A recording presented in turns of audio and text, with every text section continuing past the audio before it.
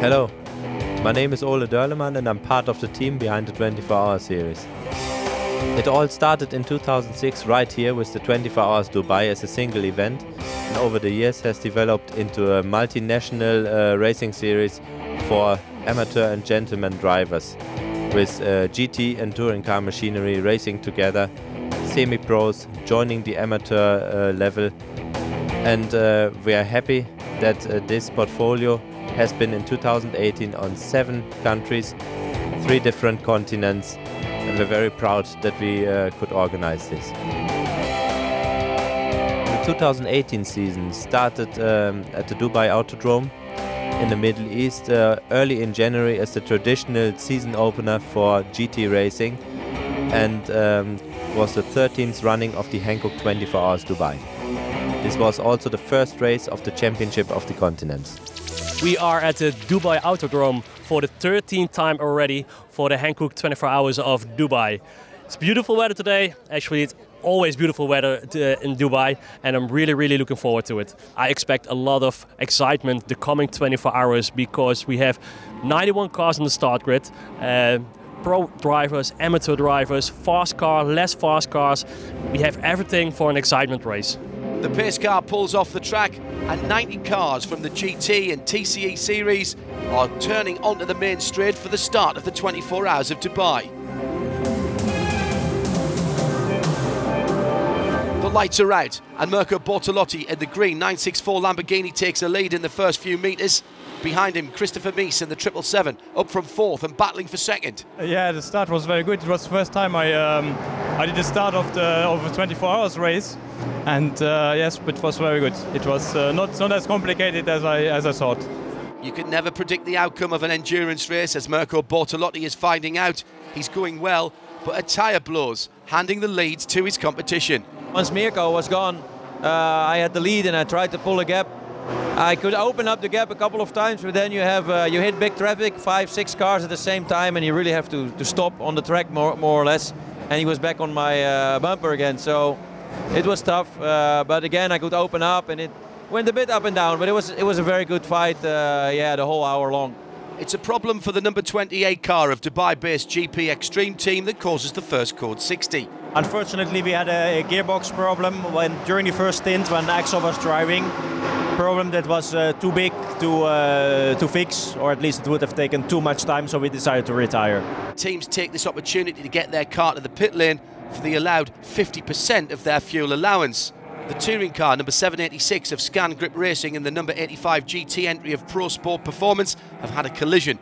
Yeah, I was following the Audi and yeah, unfortunately got turned and just had contact on the front, and that was enough to damage the radiator. So yeah, it's the first time I've had to bring the car in from damage that I've caused and have it repaired and lose a lot of laps. So.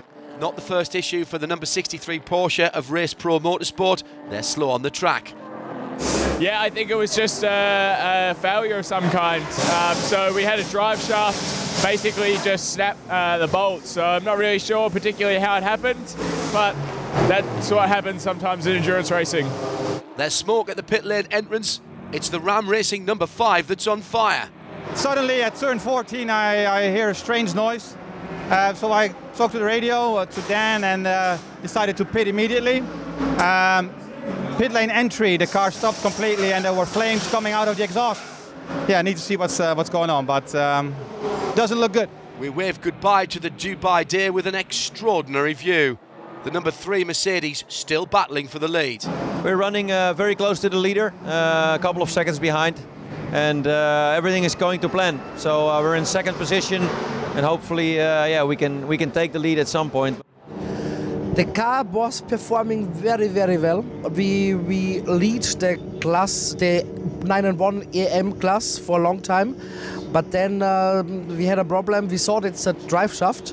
but it wasn't a drive shaft, so we had broken gearbox.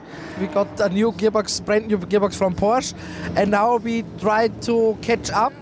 And with the 187 Race Union Porsche back on track, regardless of whether you're a gentleman driver or a pro racer, nothing about racing in this series or this event can be classified as easy. It's extremely difficult.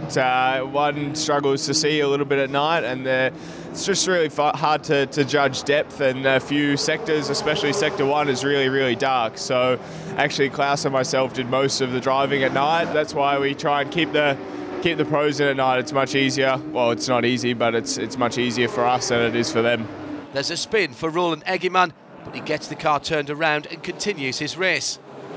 Former Formula 1 driver from Argentina, Norberto Fontana, is one of the drivers. The car was nice to drive. I was driving 2 hours, and I already was half an hour more in the car. It's nice to drive in the night. I was driving clear and careful. The track is good, so many cars here. So it's a big fight. I think the level is much higher than last year and the year before.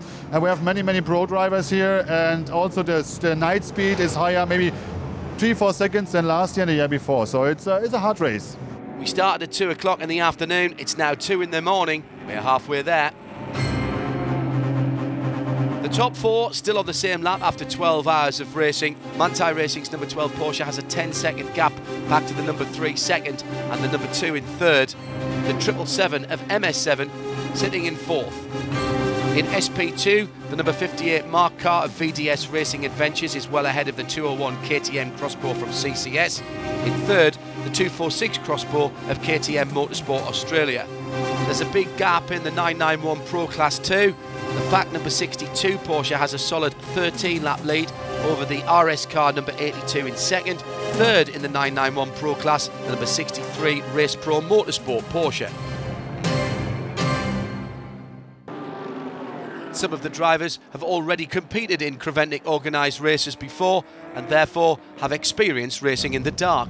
Well, yeah, of course I started here in the TCR cars and I learned a lot, and from there on I moved to Lamborghini as well. Even here in this series I also drove with a Lamborghini, and then step by step I came closer to the real professional racing, and now in 2 weeks I'm driving in Daytona, also with the Grosser Racing team, so it's really excited. And also to be racing in Asia, America and in Europe, it's been a fantastic year, and I hope we have the same in 2018.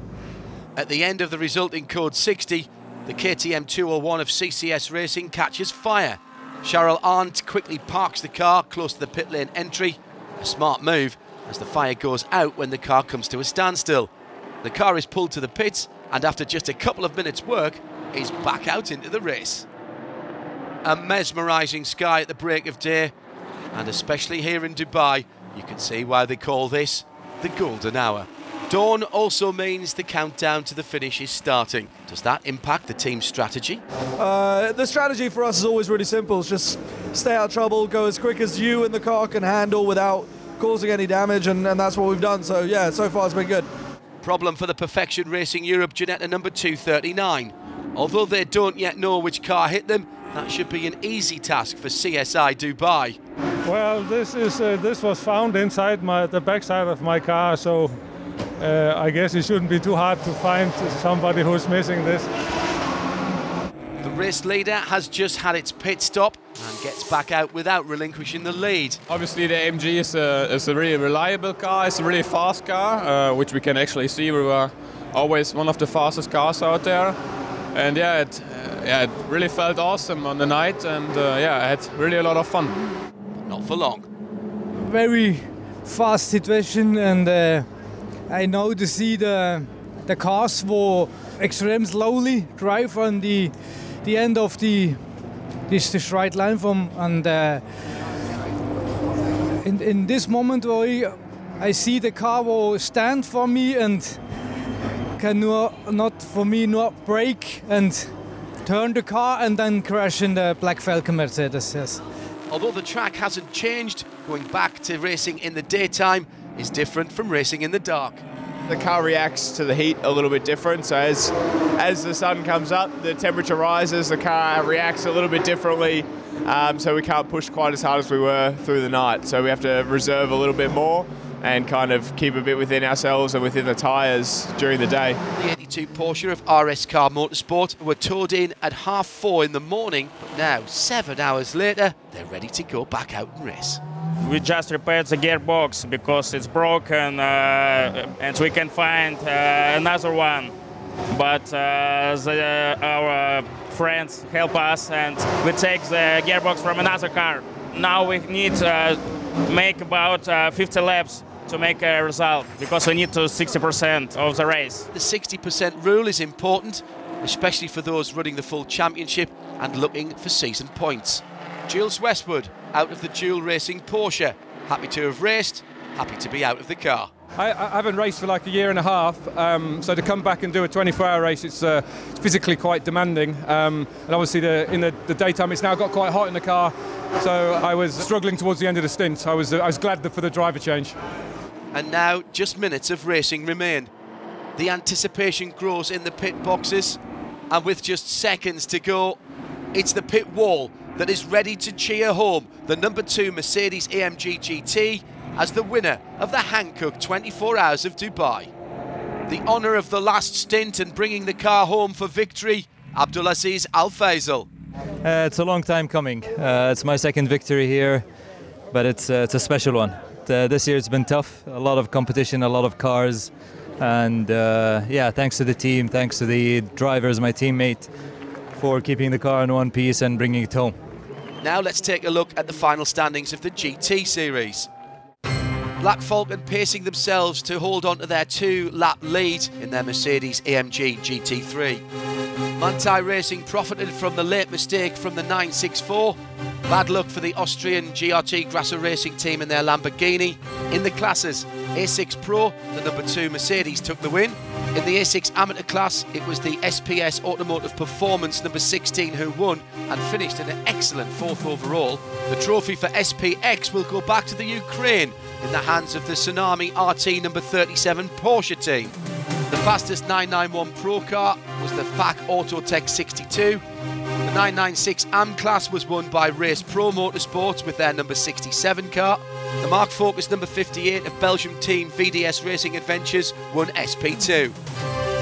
First and second positions in the GT4 category went to the brand new Audi R8 on its racing debut. The 248 from Phoenix took the victory.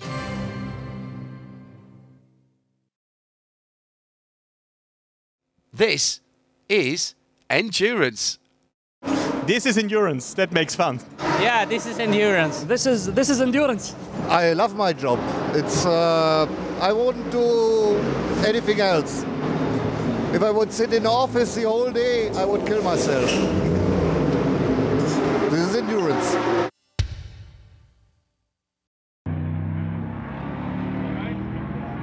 Parfumé through the garage like you would go for A fuel. board hung out over the pit wall is the traditional way of letting your driver know what's what. Nowadays, that's just a backup, as most of the communication is done by two-way radio. It's going to be allowed in Parfumé, confirm? We're radio. They, we're trying to relay back and forth the conditions and then the fuel numbers. Trying to figure out our splits of the next thing, and Nathan's constantly he's got the whole program on his computer, so he's constantly running the numbers. But the type of information passed backwards and forwards differs from driver to driver. Yes, we give our drivers a lot of instructions during the race. Sometimes they just ignore us, a lot of times they actually listen to us. You just need it. If there is gravel in, for example, turn 4, and you arrive there with maximum speed, you know you have to be careful if there is gravel. And if you don't hear this message, then you might crash or you might lose the car. You know, they're the guys making the calls, calling the shots. I give them the information I can, and then they make the decisions. And so far today, they've been right on everything they've said, because we've gone from what was a pretty desperate situation yesterday afternoon to fighting for the lead right now. I don't like communication, so basically I don't want the chit chat. So basically fuel level and code 60, otherwise no communication. I just want to focus, so I don't talk much at all. After a very exciting race in Dubai, all cars were shipped back to their country of origin to be back for the start of the European season. We're here at Silverstone Circuit in cold England for the start of our European Championship 2018. We're here with on the grid of the 12-hour race, first part. Both our GT series and Proto series are present here. Nicely enough, both pole positions are both in one line. It's very nice to see from the front. A tough race, a lot of rain, cold temperatures, so gonna be a tricky race. 1 o'clock Friday afternoon and the opening part of the Hankook 12 Hours of Silverstone about to get underway. And we're racing. Bit of weaving in the background. No positions gained or lost as yet. No major incidents at the start. The drivers enjoying the clean opening. Yeah, it was great. Silverstone is very unique. And to start with all this big GT car, it's fantastic. In the 24-hour GT Endurance Series powered by Hankook, the GRT Grasser 964 Lamborghini not going so well, dealing with their second puncture in the first hour. We had a puncture exactly after the start-finish line, so we had to do the whole lap without the tire, with 3 tires, let's say. And after that, we go out with slicks again. It starts to rain. We had too long to go to the wet tires, and then we lost a lot of time. It was a disaster, but c'est la vie. The 29 fork Porsche hits the 963 Grasser Lamborghini. It's not dry, but it's not fully wet either. Going off track hands the advantage to your competition. It was too wet. It was too wet, really.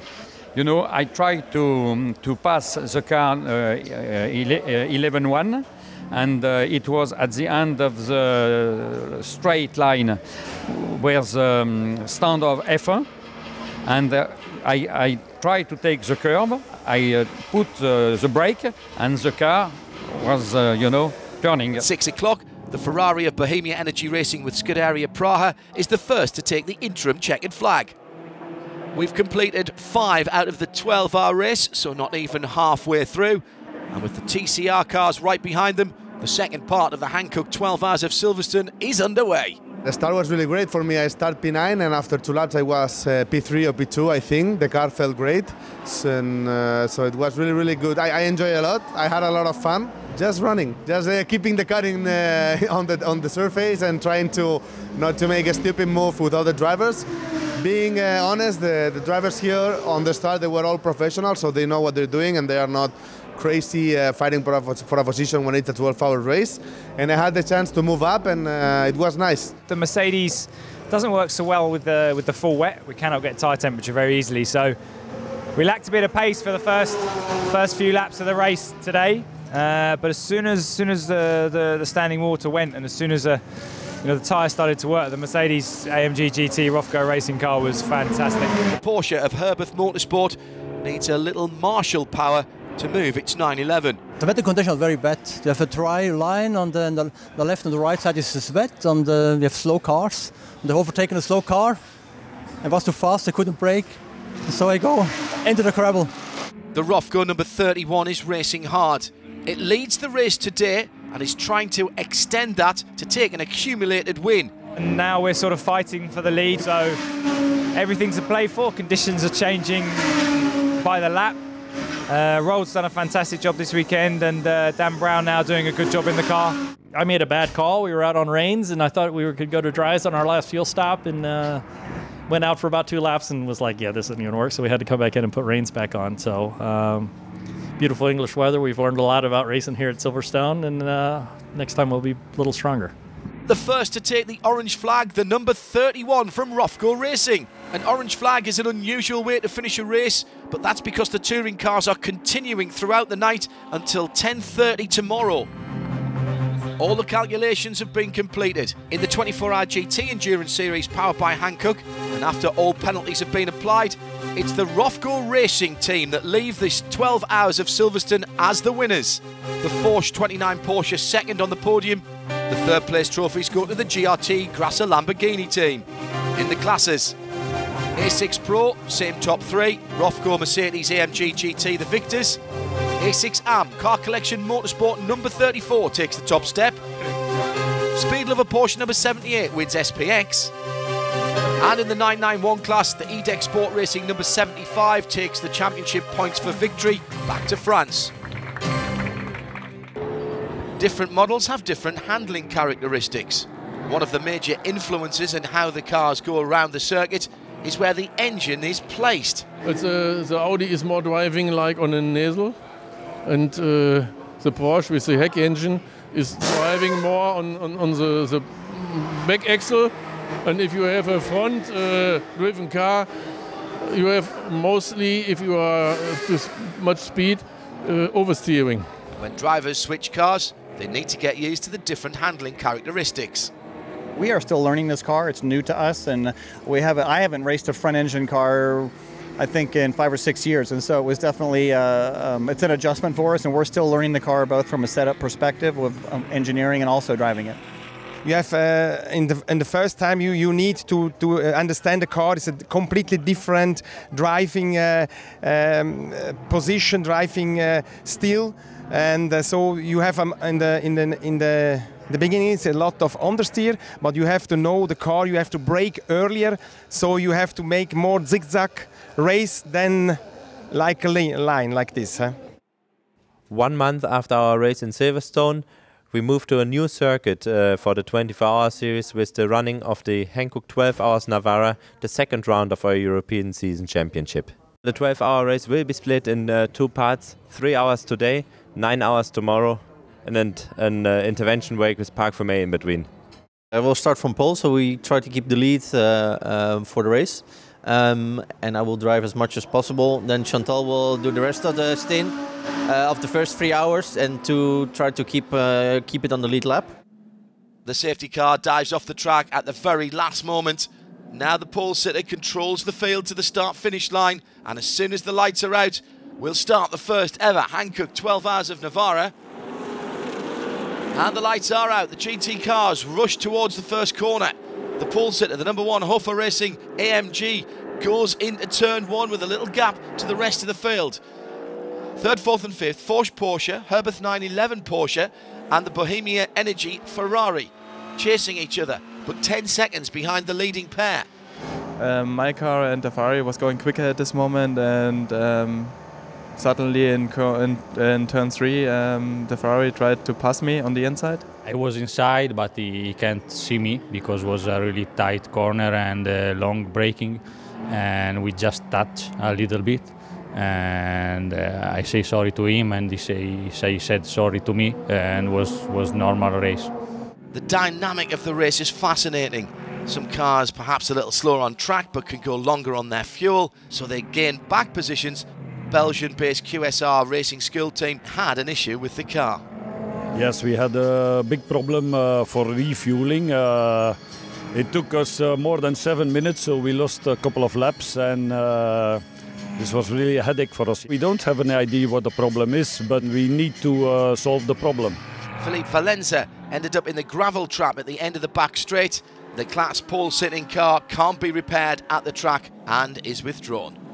Elmar Grimm in car collection number 34 has got a good gap to the Pro Sport number 85, but he puts his position in danger on the last corner of the last lap. I make a donut because after the finish line it's not allowed. So I do it on the last corner. So that's it for the first leg of this two-parter. Starting from the front row, the A6 AM entry of Car Collection Motorsport. The 2 warm-up laps are completed, and the field is coming to the line for the final 9 hours of the Hankook 12H of Navarra. The second part of the race is underway, and it's a fantastic start from the 85 car from second position. Joe Foster pulling away from the field. Behind him, a battle for second position between Forsch and Bohemia Energy, the A6 Pro cars, who started 4th and 7th. Problems for the 446 Ginetta from Endurance Team Romania. I don't know what's happened with Schrauben. It's brand new and it's broke. We'll see the Schraub. I think it's one problem with production. A much bigger drama for the True Racing Crossbore 117. I lost the car on. I think a Mercedes overtook me. I was in the braking. And I don't know, I can't say nothing at this time now. 2 class leaders together, the Car Collection 34 leading the A6 AM and the 73 from EB Motors leading the 991 class. As the racing continues, the number 1 Hofer Racing Mercedes is pointing in the wrong direction. I saw the other car and I just didn't want to lose him, so that's why I was too early on the throttle. And then, of course, when I spinned, the first thing was looking for the other cars where they are. And when I saw that they see me and they pass me, I could concentrate on how I get away from that spot again. In endurance racing, you always need to expect the unexpected. The Spanish sun has given way to rain on the Circuito de Navarra. Most of the teams have decided to come in for rain tyres as soon as they can. I like rain, and it was surprised me that it was so good grip offline. So I choose to stay out to try to win, because it was take a chance, and it was a strategy who was successful. Never say you have win before you cross. It's stop on the track. The value of a good crew of mechanics is proven again. Even before Frederick Ansel is in the garage, the technicians have got the bonnet open. It takes them just a couple of seconds to solve the problem and get the car back out to finish the 10 minutes left in the race.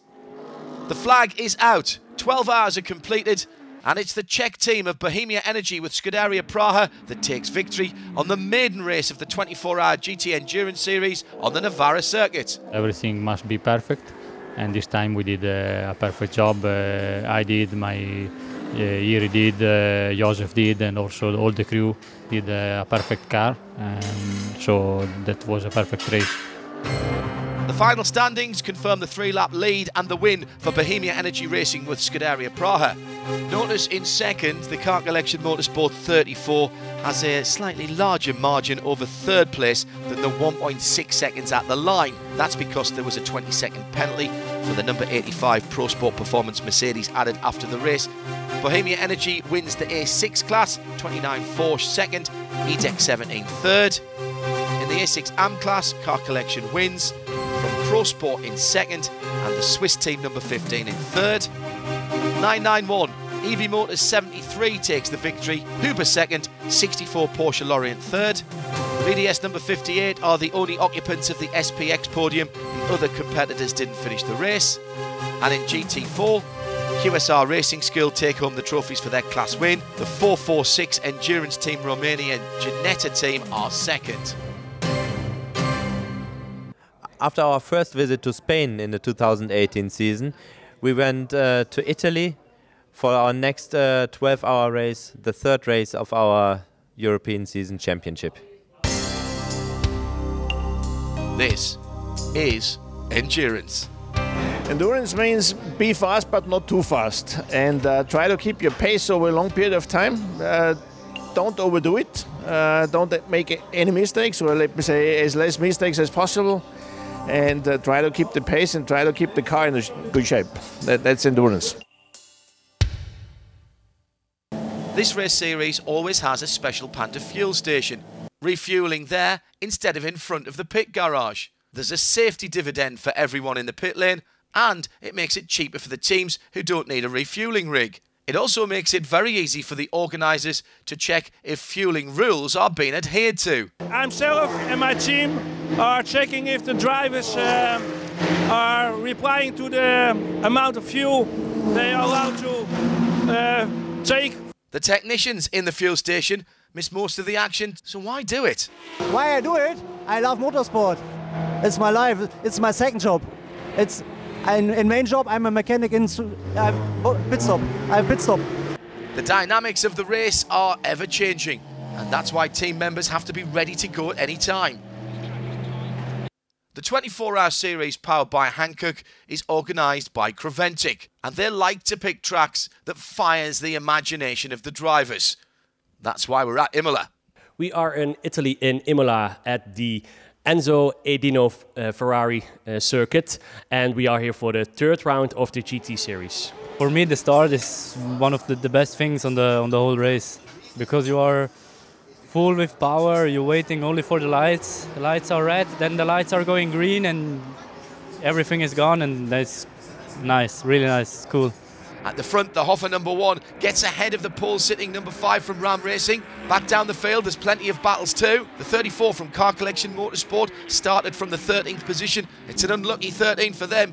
Dr. Johannes Kerkhoff spins off the track and now has a front row seat for the touring car endurance series, who have also started their race. The 83 Porsche Side Sports Palex limping home. We weren't doing too bad. We were, we were up in front of the field. We were, I think, second in our class. We were heading down the start-finish straight, and at about 165 miles an hour, the rear right tyre just let go. Maybe a rogue bit of carbon fibre or a bit of plastic from a car had come off, and I'd collected it.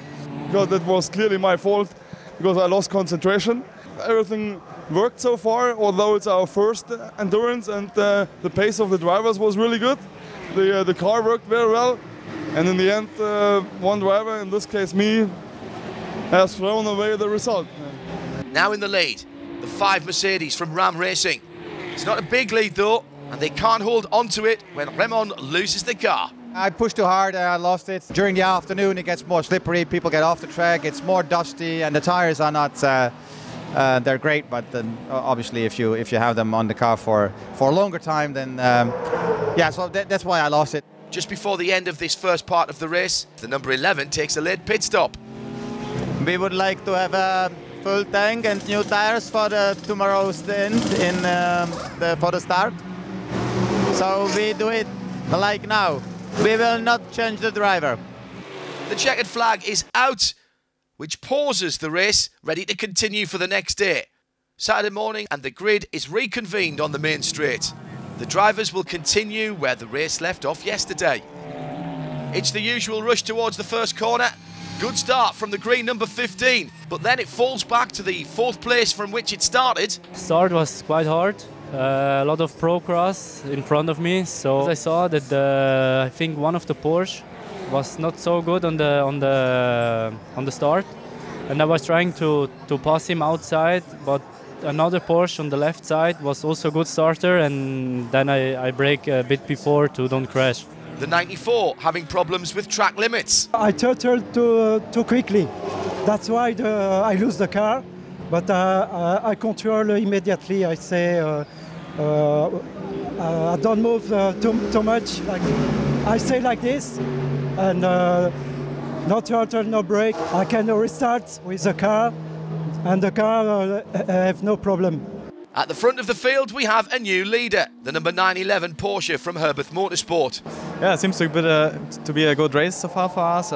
We are leading now, but it's really close to the 2 Mercedes and also the 3rd Porsche. It's a tough race, very hot, and yeah, we have to keep fighting for a good result, and yeah, hopefully it works out.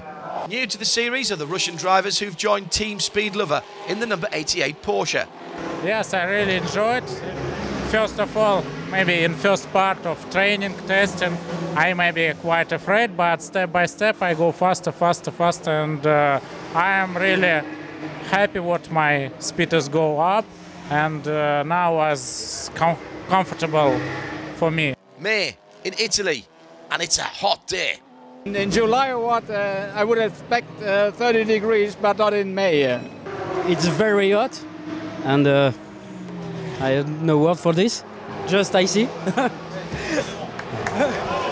Less than an hour to go, and the 17 takes over 3rd position. The 34th Car Collection Motorsport is 3rd in A6 AM. They've really enjoyed racing here, and especially all the overtaking, passing and battling with their competitors. The guys learn to take over and leave take over. You know the places where you can take over, and the driving was very fair. And I think it was only a good race. It's a good result. Endurance racing, that's exciting right to the end. And congratulations to Robert Renard and the Herbeth Motorsport 911 Porsche, who takes the checkered flag to win the Hankook 12 Hours of Imola. 2 Porsches and a Mercedes in the top 3, and it's the 911 of Herbeth Motorsport on the top step. 2 laps back in second, the number 17 of Edek. Jelko Drimic, stopping a lap early, has pushed the gap down to 3rd, and Porsche Racing to 3 minutes 46 seconds. Each class has their own race winner, who gets full points for the European Championship. In the A6 Pro, obviously, that's the 911 of Herbeth Motorsport. Edek 17 second, and Porsche number 29 third. In A6 AM, the winner, the 85 of Pro Sport Performance.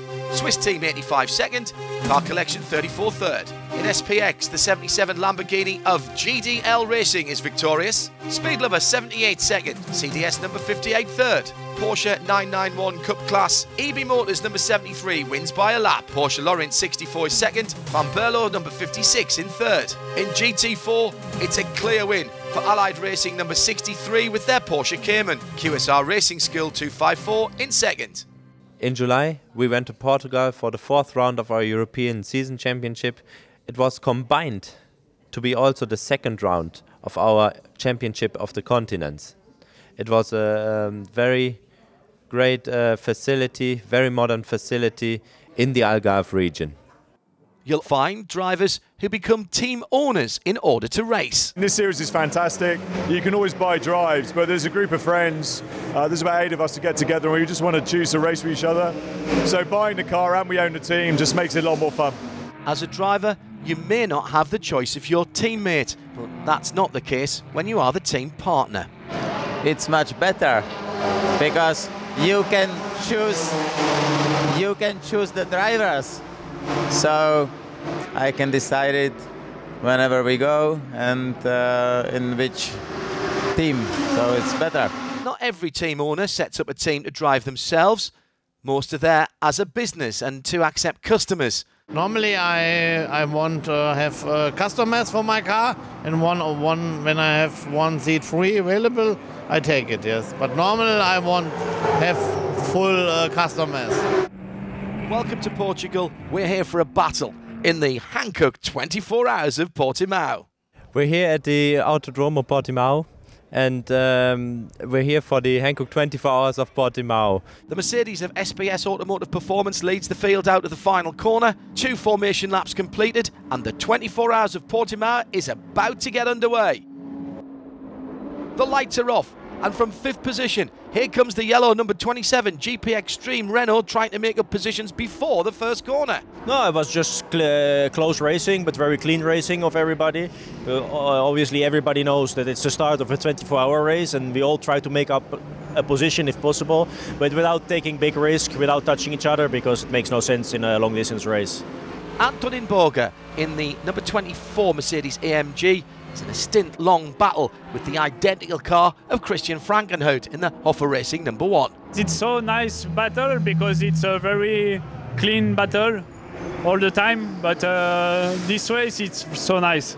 In the extreme heat, you need to take care of your tyres. Those drivers who were here in Portimao last year were well prepared. Last year was more difficult because today it's quite hot, but the last year that was really terrible. There was, I think, 10 degrees more, so now it's not easy, but it's fine. Driving with a helmet on, tight seat belts, all limits your viewing angle, and that can cause incidents. I don't know, I crossed the guys and at the brake, it touched me, but the car is so clean, but it's okay. Kenneth Heyer in the Mercedes has been battling Jiri Pichary in the Ferrari for 2nd place overall. Yeah, sometimes the advantage of the guys doing a lot of Nordschleife is in the traffic, so I get a good situation in the traffic so I can overtake him and be in on 2nd. Number 15 Mercedes in the pit lane. So in corner number 4, temper broke, so it's over. We have to give up like this. The number 24 was at the head of this A6 arm battle, but the lead is lost. At turn 12, as I was overtaking in a slower car, he didn't slow enough and he pushed me outside, and there got stuck for about a minute until the engine would start again, and that's where we lost another minute. Darkness has descended here in southern Portugal. Pavel Lefterov is a driver who has taken this opportunity to come to the series for the first time. My first 24-hour race. I hope that I get another opportunity because I love 24-hour races. It's a lot of emotions. It's really hard, so I really love it. I really hope that I get a kind of chance. Robert Lucas did get some sleep, and he woke up to find that the lead of the Porsche Racing 189 Porsche had doubled. Portimao is not an easy track for the car. And yeah, we are trying to holding the lead, and we have other cars in the class, and they're quite quick. And yeah, we try to keep the 4 laps in the front, and let's see what can happen. A major problem in the fuel station. We have a leakage, and so we have to do a red flag to stop the race. we have to take all the precautions for a safe way to handle the fuel that's spilled. As the cars are on the grid, let's take a look at the standings. 2 A6 Pros and an A6 AM in the top 3. The Czech Republic entry of Bohemia Energy still leading. Car Collection were nearly 2 laps down, but at the red flag, they were able to go around and join the tail of the grid.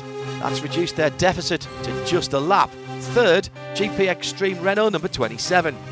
In A6 AM, it's the same car that leads that class, has a 2-lap lead over the number 24 of SPS Automotive Performance. Third in class, the Pro Sport Performance team with their number 85.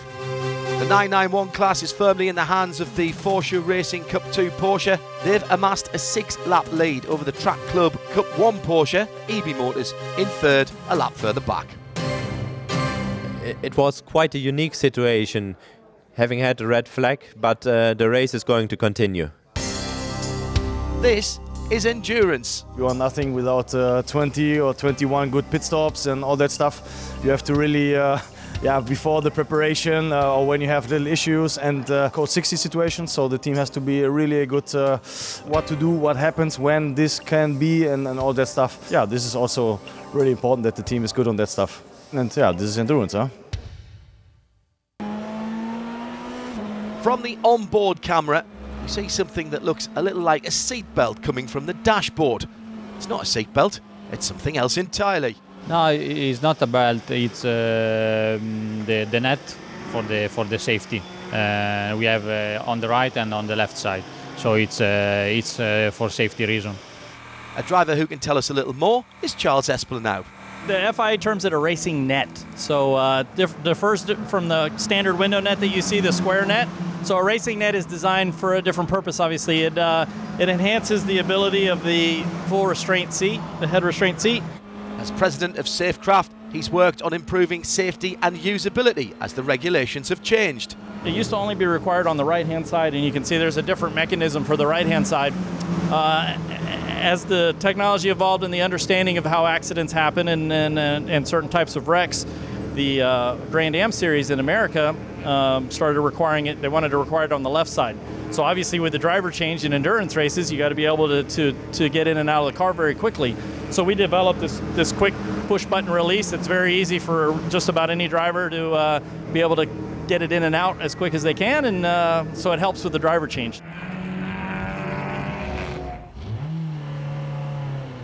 The drivers have taken their positions behind the wheel and the race can restart.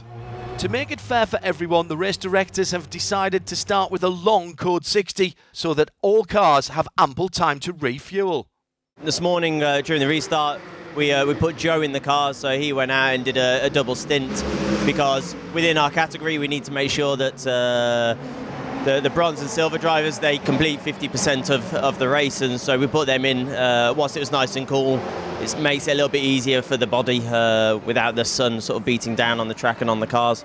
So Joe went and completed a double stint, and then I jumped in for a stint. The inky black of the sky overnight now showing patches of blue. Saw the sun come up, which is always the best stint. Put in some good times, clawed it back, so I got the car back to third place. We're now in second. It's going really well. At this time of day, the conditions are ideal. It's not all plain sailing. If you have better conditions, so do your competitors. As you drive from the night to the day, you think you can push, it will be easier, but it's not. So you are tired and you need to really take care about the car. EB Motors number 73 was second in the 991 Porsche class. Their hopes for taking the class win fading rapidly. The Bohemia Energy team tried to prevent any unnecessary loss of time by using a code 60 to do their brake change. Tactics for the remaining hours partly based on the thermometer. We have no cooling in the Lambo, so we have to go not more than 1 hour and 10 minutes. This is the maximum what we can do. Also, we are quite restricted by the BOP because we can refuel only 90 liters and the fuel consumption is quite high, so we try to manage it. There's a loose Hankook tyre on the track. Jose Close keeps on driving. Bad news for the car collection number 32 Audi. It was second overall. The engine suddenly stopped and the car stopped on track. There was no, the car don't run anymore. It's clear The car has been retired. Just minutes to go, and Speed Lover are rightly proud of their third position in SPX. We put in fuel, tires on, driver change, that was all we did. So, and we have, in my opinion, a very, very good result, because our competitors in SPX were this time the new Porsche that we couldn't beat, also the new Lamborghini. So we finished on third place. That was the maximum we could have here. So I'm very happy. Final lap, and the Bohemia Energy Racing with Scuderia Praha number 11 Ferrari is the first to see the checkered flag. I just hoped. I just hoped after the win last year that we will continue. So Portugal is ours. At the checkered flag, a decisive 9-lap victory for Bohemia Energy number 11 Ferrari. Second, the new Porsche 991 GT3R run by Manthey Racing. A lap further back, in third, the 85 Pro Sport Performance Mercedes AMG GT3. And in the classes, A6 Pro, Bohemia number 11 first, Hoffer Racing number 1 second, and Car Collection number 32 third position. In A6 AM, Pro Sport Performance number 85 first, 24 of SPS second, and Car Collection number 34 in third. SPX is a win for the Manthey number 912 Porsche, Leipert's Lamborghini number 10 is second, and third, the number 78 Speed Lover car. In 991, the class win goes to Force Racing with their number 189. Track Club number 111 fought their way to second. E-Deck number 75 in third. And finally in GT4, the 47 from Fox Motorsport, the QSR number 254 in second. Perfection Racing made third position. After a fantastic event in Portimao, we moved to the other side of the Iberic Peninsula for the 20th running of the Hankook 24H Barcelona. We are always proud to have this very rich historic event in our calendar. Series sponsor Hankook bring a lot of new tyres to the track and get a lot of used tyres in return. These used tyres are analysed by Hankook tyre specialists. After the life cycle of the tyre, that means when the stint is gone, the tyre come back to us. We demount the tyre, then you saw the tyres over there, how many of them they are already waiting, and then we select some of them for a so-called internal check. What we are doing there is we're checking the tyre wear, which is very, very important, not only for us, especially for the teams, because then we can tell them, okay, your car setup is good, your car setup can be improved in some directions, however, and we also select data about, for us, which are for us internal very important, about life cycle, mileage, and especially camber angles and so on. Look, here, for an example, what we're doing here is, you see this is the tyre after using. This is the normal surface of the tyre. After cleaning, the tyre look like that. So that means we put all the pickup tyre away to see the clear picture of the tyre. From this side, this was the outside we used, this was the inside, you can see a big difference.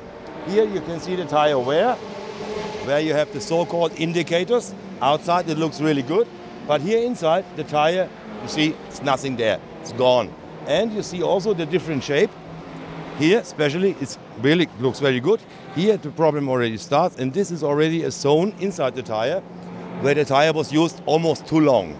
Still the tyre was in a good condition, but maybe another 5 laps and problem starts. That's the reason why we check this. Teams use all that information to set up their cars even better than before and to improve their performance and their championship chances. On the Formula One track that nestles within the boundary of Montmello, it's the Hankook 24H of Barcelona. Here we are in Hankook 24H Barcelona, so we are at the circuit Barcelona, Catalunya for the Hankook 24-hour race for touring cars and GTs. Saturday, the 8th of September, 12 o'clock, the Hankook 24H of Barcelona is about to start.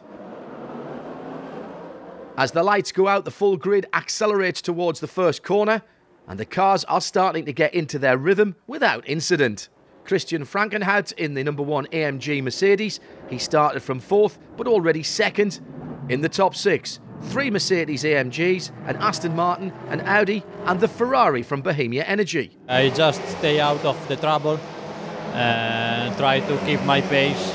And for the moment, we are confident the car is working well, and we didn't do any mistake.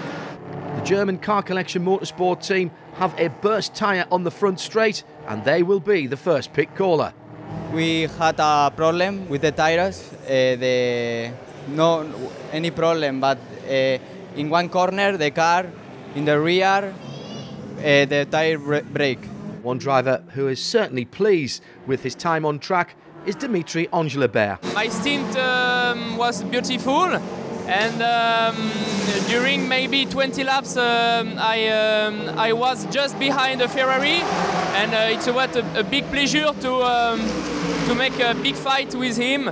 Very difficult to overtake because Ferrari has got a lot of power, and the top speed is incredible with Ferrari.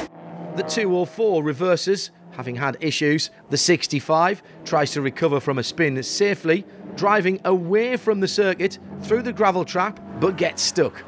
Hoffa Racing clear about what they expect. A podium, because we deserve it. Shanta did an amazing stint, very fast times. Christian had the fastest lap in the first stint, so 24 hours is long. I hope in the end we will be in the podium. Drama for one of the early contenders for the overall podium. The pole-sitting number 5 Mercedes AMG of Ram Racing has stopped. I just went out for my first stint, and after 3 laps the gearbox broke. I probably had to do with a spin earlier in the race. So yeah, there was nothing I could do about it, nothing the team could do about it. It was just a big shame. EDEC will not have the opportunity to race their car in the dark, having already retired, and as Patrick Lafarge can explain in any language but English, this is due to a broken engine. Moteur, no moteur de rechange, donc non, fini, terminé. Et championnat, capote, moteur, too warm. One of the teams that have joined the Hankook 24 Hours of Barcelona is True Racing. They've brought 2 crossbows. This is an enjoyable series, but our car, the KTM Expo GT4, is particularly good in long-distance races. I think we have quite a lot of advantages with our car. Low use of tires, low use of fuel, and the car can just last really long in long-distance races, and that's what attracts us to this series. Racing will continue through the night. But first, let's have a look at the standings. 12 hours down and 12 to go here at Barcelona, and the Bohemia Energy Ferrari is still on top of the pile. It's now a 3-lap lead for the number 11 over the Herberth Porsche number 911, with third place just 38 seconds further back. That's the Pro Sport number 85. Now that is an A6 AM car, which obviously is leading its class. So if we stay with the A6 Pro category, where just one gentleman driver is required, it's the Rofco number 31 in third. In SPX, the Lippert Motorsport Lamborghini number 10 has taken the class lead, with the True Racing Crossbows in second and third for the 116 and 117 respectively.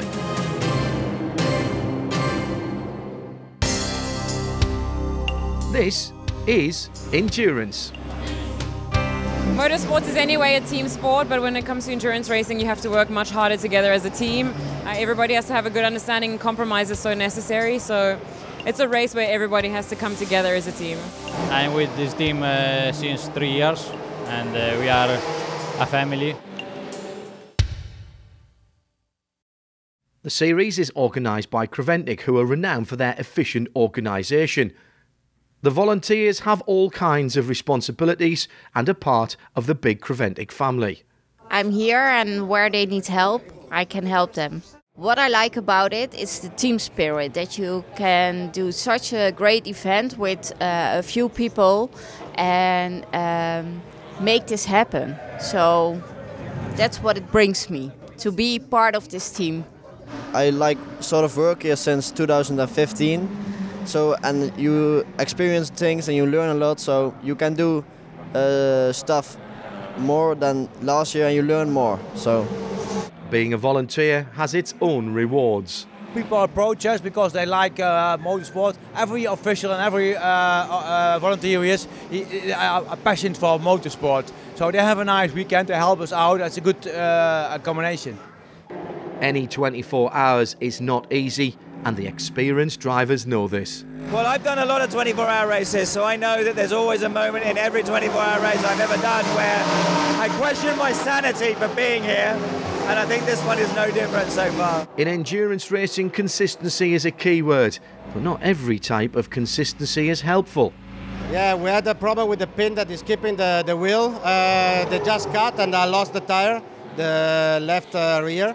It's funny because it happened to me exactly the same thing in 2014 in the same corner. Daylight on the verge of returning to the Catalan region. Outside it's getting clearer on the track, but it's a different story if we're asking for clear standings.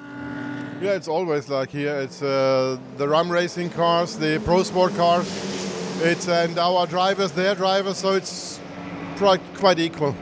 And their competition are also happy with their pace. The car is very good. The team make a good job. We was not so lucky with the code 60 fast, but we are on the third places. It's okay. The Rofco team have a couple of laps in hand and their car is running perfectly. Yeah, the Rofco team in the Mercedes AMG GT3 was a very fast and easy to drive car, so it was really good. We were competitive from the beginning on. We could take the lead, we dropped back a little bit, we could catch up again. We're on a podium place, so yeah. Pro Sport have done their driver change. Charlie Putman has finished his stint. You know, a lot of times we go into these things and the 24-hour races are sort of decided, you know, by the last couple of hours, depending on lap leads. But you know, we've got 3 cars doing really good lap times on the same lap. It's just push, push, push. NM Racing needs people power to get to its pit box. The Ginetta number 215 had a huge lead in the GT4 class, but that's now in danger. It was really scary because we thought when Xavier was driving, Xavier Lloveras, he speak on the radio, I'm just in the chicane, I have no traction, so he come only with the rolling speed, rolling to the pit lane. If we lose the traction in sector 1, race finish for us. So. Third overall, the Rofco Mercedes, but there's smoke coming from the engine. Obviously something is wrong, so it's really a shame because we were on a pretty safe third place, and to lose a podium here after such a hard race in the last hour is really disappointing. The current leader is proof that your position in qualifying doesn't really mean a lot in endurance racing. Yeah, we started on P9 in qualifying. After qualifying, now we're P1 in the race. It's only 1 lap between us, and if you see at the Mercedes a few minutes ago, everything can happen, especially in the last minutes of a race, and we hope to continue until the end. Team Herbert Motorsport didn't need to relinquish their lead. Daniel Alleman made no mistakes and brought the car home as the overall winner of the Hankook 24 Hours of Barcelona. Oh, I don't know. Everything's okay. Everything works. We have good driver change. We have a good car. Everything. No problems. After 24 hours of racing, it's the Herbert Motorsport number 911 Porsche that takes home the Trofeo Fermi Velez. A 1-lap gap back to second, Bohemia Energy Racing with Scuderia Praha Ferrari, and EDEC Sport Racing number 17 is third. In the classes, of course, it's the same 3 teams who take the A6 Pro class. Herbert on the top step, Bohemia 11 second, EDEC number 17 third. A6 AM goes to Pro Sport number 85. The Hoffer number 1 is second, and Car Collection 34 in third. Liebert Lamborghini number 10 wins SPX, ahead of True Racing's number 116 and 117 in second and third. In the 991 class, Porsche Laureate number 6014 takes the top step, with their 65 sister car second, and the QSR number 94 in third. And the GT4 win goes to the local NM Racing team, Nova Race second, QSR 254 in third. After Barcelona, we moved on to the 5th and final race of our European Season Championship. This is the final race of the 2018 season in the 24-hour GT Endurance Series powered by Hankook. We'll have to wait until the finish flag falls before we know who's claimed the championship of the European leg of this Creventic organised series. For the last 2 years, the GT Championship has been won by Swiss entrants Hoffer Racing. The GT race is a battle between a couple of teams, currently holding all the cards, Pro Sport. Well, we like our chances. You always rather come in a few points up than a few points down. It's not a sure thing one way or the other. The 11 car is still, you know, very much in control of his destiny, and the 34 car as well. So we're watching both those cars, but really we just have to concentrate on our race and try to do what we've all, you know, done all year long. Do the same thing, and hopefully the championship comes out good for us. Pro Sport are currently not leading the race or their class. That gives an opportunity to the other championship hopefuls' car collection. When I look on the timetable, we are champion, but a lot of these things are possible. So I don't know. But now we are champion, but we will don't quiet. So we have a lot of work for us. Each class will have their own team champions, championships for drivers too, and Team Lorient Racing have their drivers in line for those awards. For drivers, he is number one, actually, in 991 championships. For pilots, and I am third. So I need to be with him. It's good because we are on the same car for this race, not in Barcelona. He was on car 64, but same team. That's good. Welcome to Belgium, which this weekend plays host to the Hankook 24 Hours of Spa-Francorchamps. We're here at the circuit Spa-Francorchamps for the final race of our European season 2018, the Hankook 12 Hours Spa-Francorchamps. We're happy to have almost 60 cars on the grid. We have many classes. We expect a good battle in both this race, but also for the European Championship. Here is where the decisions are going to be made. All the GT cars are about to start the Hankook 12 Hours of Spa-Francorchamps. Huge early battle for the lead, almost 4 cars across the track, but the drivers wisely choose to drop back into line before the first corner, but the 85 locks up. Oh, it was interesting, you know, not the way we want to start a 12-hour. We had some sort of a glitch in the ABS, had a big lockup, did everything I could to try and stay out of the guy's way and ended up spinning. Fortunately, everybody missed me. I had to do a power reset to get the ABS to come back, and it seems to be fine now. The stranded 139 BMW courses a code 60, and once the marshals have cleared the incident, the race can resume. Cars get back to top speed quickly. The QSR Racing School Mercedes AMG goes from 60 to 190 kilometers in seconds, but then a wheel is on the grass. And I was away a bit faster than the Audi, so I tried to overtake him on the left side, on the outside of the turn, but he pushed me a little bit to the outside, so I should have braked or reduced my speed, but I kept my speed and I went with my left wheel in the grass and the car was out of control. But for the Pro Sport number 85, it was a blessing in disguise. We came in on the initial code 60 to get fuel, and I could hear a noise. I couldn't identify it. I got no vibration in the car or anything, just a noise. I made the guys aware of it, and so when I came in, they checked it, and sure enough, the nut had backed all the way out, and it was just on the safety part of the wheel. So we got really lucky there, because you wouldn't want to lose that in the radio. Alfred Renard in the number 911 Porsche is paying close attention to the flags and lights. As soon as it goes green, he manages to overtake a couple of cars within 2 corners. The respect that drivers have for each other can't prevent every accident, as Angelique found out. I arrived in the bus stop, the last corner. I didn't brake too late because I'm always prepared that they don't see me, but I saw that he saw me, but then at the end I didn't have enough space, so I'm very sorry, but I don't think I had enough space.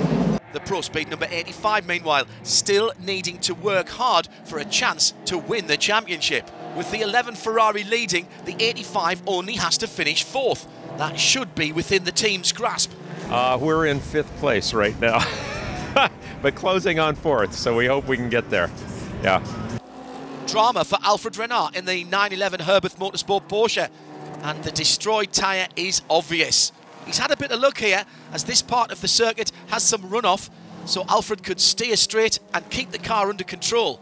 Even for those that lead their class, there's no certainty as to their result. Yeah, very unpredictable. I mean, the last race we did was Portimao, and we literally took the lead of the race probably with about half an hour to go after 24 hours, which is really close racing. And then, again, as you say, like, you know, we're 9 hours in and we're still separated, the lead 2 cars on the same lap and, you know, within half a pit stop of each other. So it's a close, exciting race. Some of the final results are shaping up a bit, but of course a lot can still happen. Maybe that's something the championship leaders need to take to heart. Felt like it bottomed out. I don't know if I was offline a little bit or something. Ended up spinning backwards across the thing, brushed the wall, didn't really hurt the car, spun around, got it started, took off again. Had to come in and clean my underwear, and you know, it it was luck. Small actions have major effect, as Nico Verdonk in the 94 QSR Racing School Porsche finds out. We were driving on the track, and there was an object on the track, so we steered to the left to not drive over it, and we touched another car, and the other car went straight in the wall. And our rim, left rear, was broken, so... The number 912 Porsche is a non-homologated car. However, they're still comparing their performance to the others in the overall standings. We are very happy with the result. We are now on P5, so it looks very good for us. And it looks like the car is very competitive compared to the others, so yeah, we're really happy. 12 hours have now passed since the race started, and it's the Bohemia Energy Ferrari number 11 has a full lap gap over the rest of the field as the checkered flag falls. There was a lot of Code 60, but the car was perfect. I have to say thank you to all the staff because the car was really great. 3 car brands from 2 classes on the overall podium.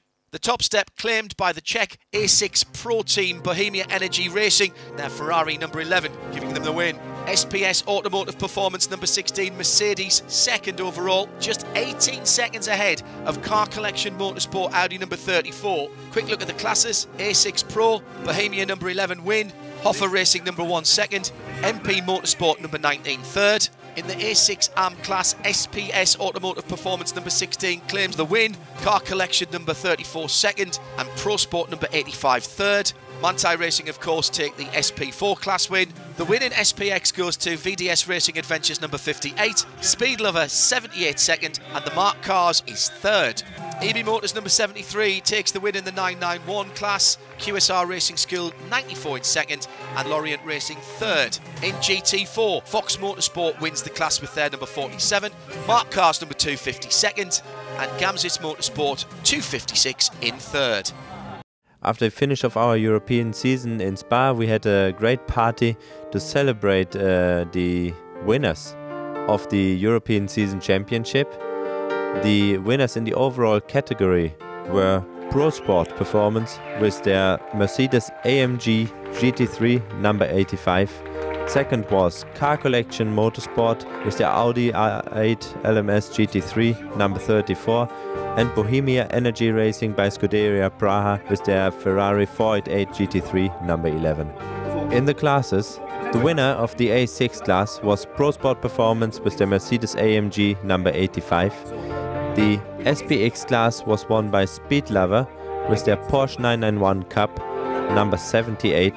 The 991 class, the victory went to Porsche Lorient Racing with their Porsche 991 Cup number 64.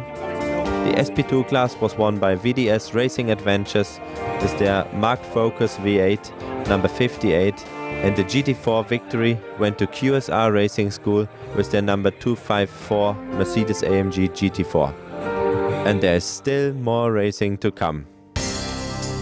This is endurance. Endurance is what it is. It's not just about you, it's about your other teammates, it's about the whole team. It's about racing with other classes. It's probably the best value for money there is when it comes to racing.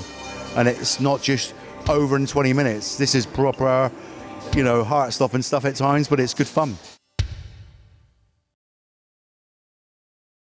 When you look at the drivers getting in and out of the car, you can't help but notice the different designs on their helmets, most of which are very personal. Well, I had this design since I did karting. I always just changed the colors, adapted to the team. For me, the only meaning it has, this one is just like really powerful, lots of colors, and it, for me, I depended to the nature we have in the world, so I just really like that. The stories behind the design can be quite interesting. Back in the day when I first started racing, I only had a white helmet. I couldn't afford to get it painted. And everybody was like, you got to put something on your helmet so we know when you're in the car. I had an In-N-Out burger for the first time. I said, let me have a sticker. I put it on, and that was always my little thing. Everybody knew it was me. And so now when I get guys that help me paint the helmets and stuff, I just say the In-N-Out burger has to be on the front. But not all designs are created by the drivers themselves. Well, I have a painter who always has the freedom to just do whatever he likes. So he came up with this vintage look helmet, and yeah, I think it looks pretty cool. Some drivers very clear why they have a personalized helmet. Well, I think you don't see our faces so often, so the helmet might be the thing you will see the most. And so you just take your own design And for me, it was always important to just keep it. Has been always the same design, just color changes. Other drivers use the same motivation for not personalising their helmet. I have a very simple white helmet because we are driving in close cars and you couldn't see the helmet. We're here at the Circuit of the Americas for the second time in the 24-hour series history, and we're here for the last race, the final race of the 2018 season, the last race of the champion of the continent's championship this season. We're happy to have a mix of European and American teams. The number 58 in the pit lane. The rest of the field about to start the Hankook 24 Hours of COTA. The Stars and Stripes get the race underway as the cars accelerate and head uphill towards the first corner. Respect from all the drivers towards their competitors at the early stages. No collisions, and only the car collection number 34 goes outside the track limits, whilst another Belgian entrant comes into the pit lane. Everything went well, free practice, qualifying, but we started the race and a drive shaft. I made the noise. The driver heard it. He said, yeah, what can I do? Just continue. And then it broke after 4 or 5 laps. So we put it in, lost 30 minutes, put a new one in, and now it's going well. Still in the lead, the Aston Martin number 620. Yeah, we started from pole position. We could keep the lead for, let's say, half of the first stint, which was quite good. Cars feeling good out there. And, well, not easy to handle it, but we're still pushing and trying, well, to score a good position towards the end of the race. After the fuel step went out, was early in traffic. Finally got settled down to a pace. We dropped back to third after the fuel stop. I caught back up to second, passed the BMW for second. Put a decent gap on him.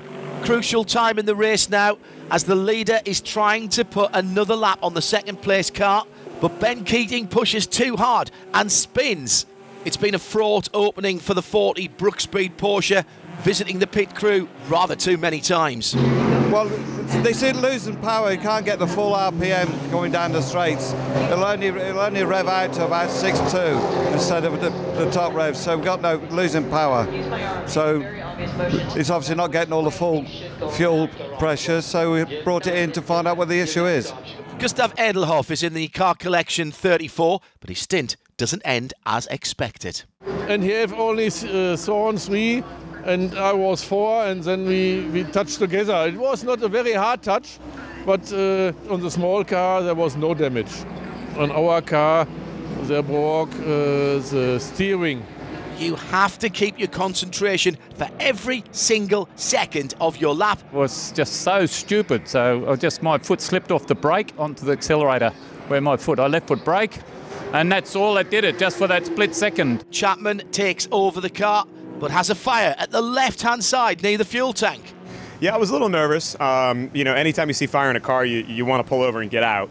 But I realized that it was sloshing to the left side, so I was just trying to not take left-hand turns, very aggressively and keep it from sloshing. Pro Sport number 85, showering sparks, and there's some flame there too. Even when the sparking has subsided, there's still an orange glow underneath the car.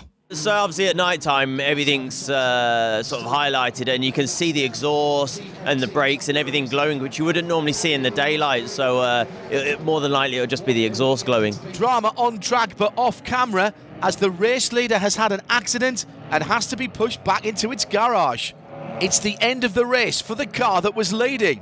At 11 o'clock in the evening, the flag comes down and it's the Porsche number 911 who sees it first. Finished first now with one lap in the lead, so couldn't be better today. Car is in perfect condition so far, so really happy.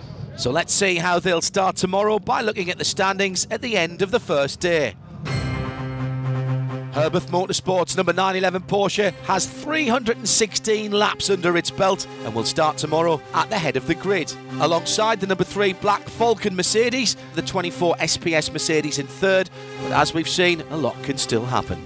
In the 991 class, it's the JDX racing car that has a 6-lap lead over the other class competitor from Wright Motorsport, 297 and 291 laps completed respectively.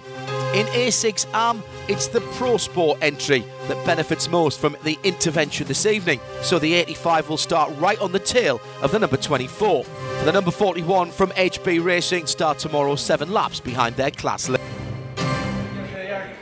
Additional support for this race comes from the Gulf Company, the official fuel sponsor for this event. We've been calling Creventic to be a part of this series since it first came to the United States, because we cannot find many series that race for 24 hours.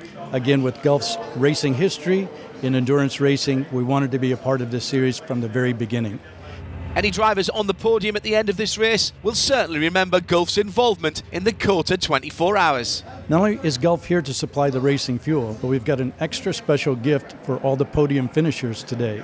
From Superstrata, the designer, we brought them Gulf cufflinks that are from the winning number 20 for the Gulf Le Mans series way back in the 60s. So it's an extra special gift for the drivers today. And when the finish flag drops, Gulf will work hard to continue its involvement. We would love to be a part of this race going forward, and I'm hopeful that Creventic 24-hour series will invite us back to the racetrack for next year and the years beyond. We really want to be a part of this racing series.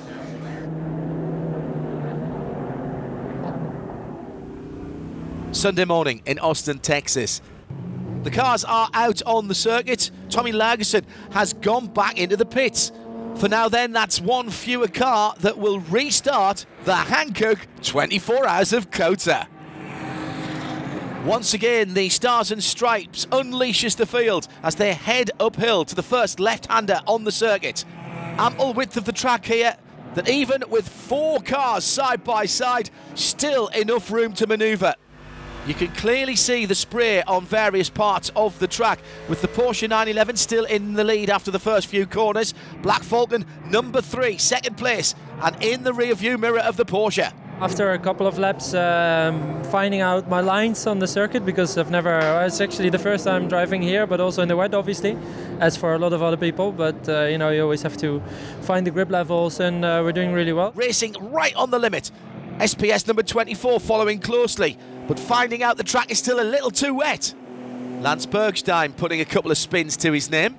Yeah, he spun a few times. It was because of the wet track. It was all wet, and he tried to get quicker with the slicks, so we spun 2 times. Rentec number 890 battling for the lead in the GT category. It was good. It got a little tough at the end. We had a little drizzle here, a little drizzle there, tire degradation, so conditions were changing back and forth.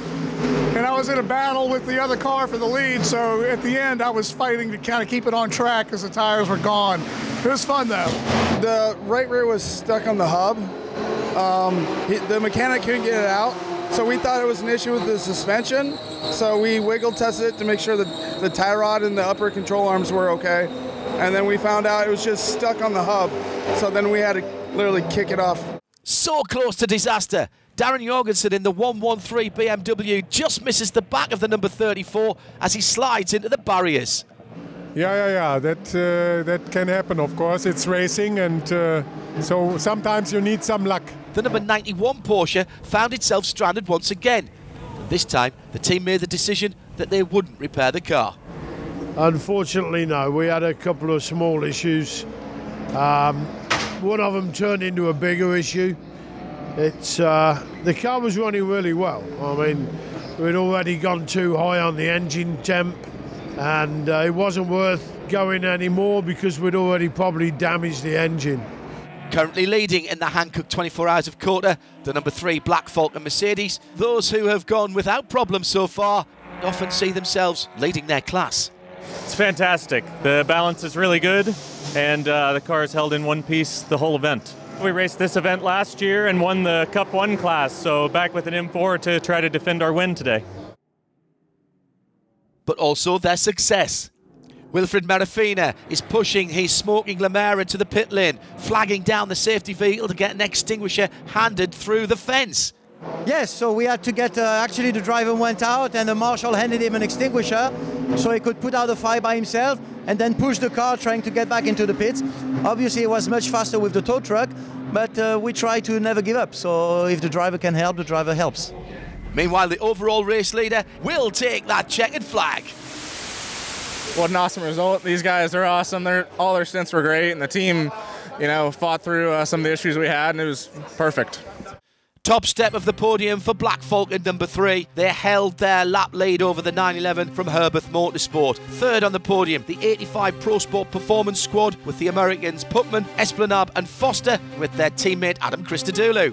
And a rundown of the classes. In A6 Pro, the number 3 Black Falcon take the win from the 911 of Herbeth, and a great result for the number 49 from Scuderia Cameron Glickenhaus. In A6 AM, the winners were Pro Sport Performance, over second place the number 24 from SPS, third the 34 from Car Collection Motorsport. 991 class won by the 74 from JDX Racing, with Wright Motorsport and their number 91 Porsche in second. It's the classic BMW number 272 that wins the GT4 class, Rentec 890 second by a lap, and the RHC team, the number 13 car, is third. And finally in SP2, the number 58 from VDS Racing Adventures claims victory, the 114 from JR Motorsport is second, and the Speed Lover number 78 is third.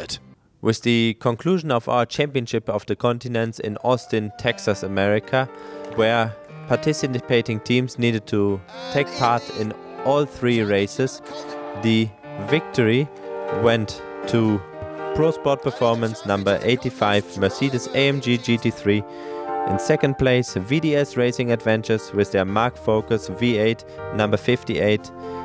And the third place to Car Collection Motorsport number 34 with an Audi R8 LMS GT3. In the classes, the A6 class was won also by the overall winner Pro Sport Performance number 85 Mercedes AMG GT3.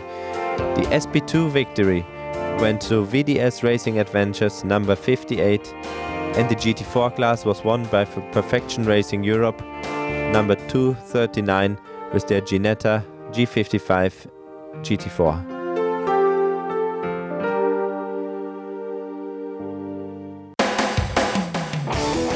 After looking back on a very successful season in 2018 with a lot of racing action, endurance racing on 3 continents, we're happy to look forward to the 2019 season, commencing with the 14th running of the Hankook 24H Dubai in January 2019, with many races once more, a lot of endurance racing. This is 24-hour series, this is endurance.